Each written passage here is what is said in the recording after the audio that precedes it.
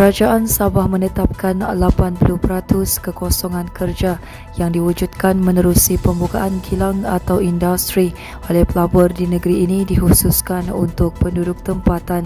Ketua Menteri Datuk Seri Haji Jinor berkata ia adalah polisi kerajaan negeri dalam memastikan rakyat tempatan diberi keutamaan untuk mengisi kekosongan kerja yang diwujudkan pelabur di negeri ini.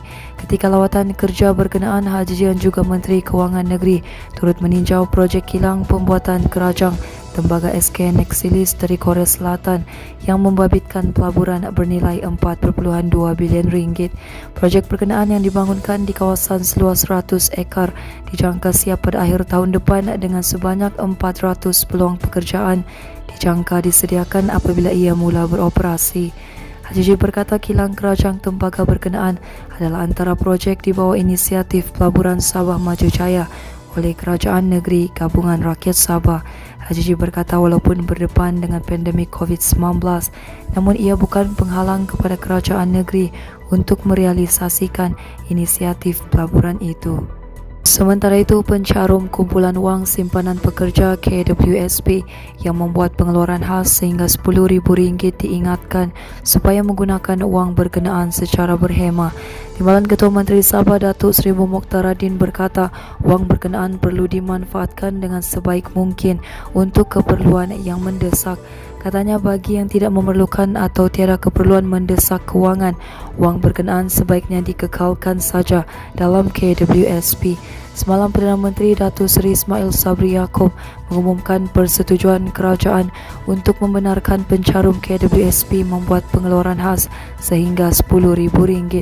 KWSP dalam kenyataannya memaklumkan permohonan pengeluaran caruman boleh dibuat bermula 1 April hingga 30 April depan, manakala bayaran kepada pencarum bermula 20 April.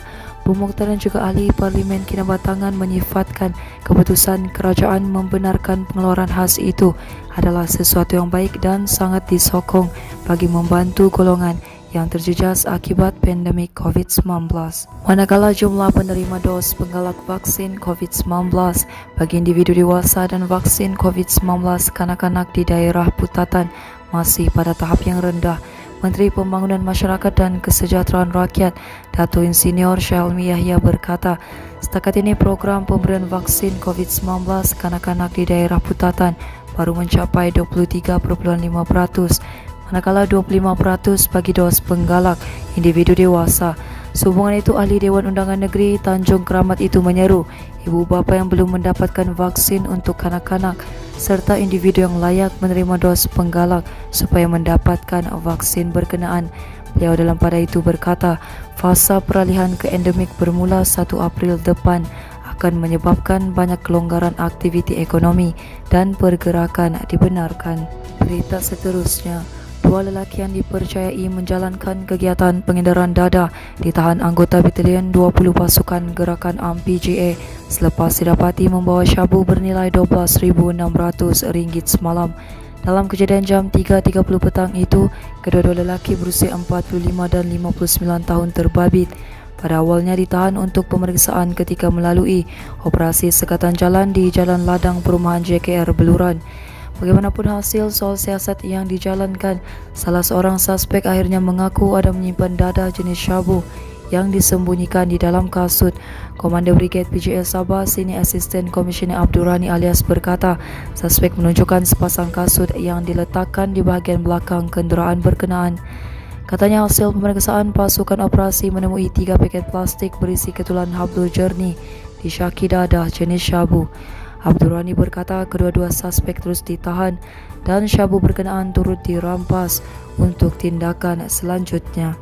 Seterusnya, jangkitan COVID-19 Sabah bertambah 61 kes lagi kepada 769 kes hari ini berbanding 708 kes malam. Jurucakap Perkembangan Harian COVID-19 Sabah Datuk Seri Masri Manjun berkata, walaupun beberapa daerah mencatat penurunan seperti Kota Kinabalu, Penampang dan Tuaran, namun hanya dalam jumlah yang kecil. Keadaan itu katanya tidak dapat mengimbangi kenaikan kes baru di daerah lain.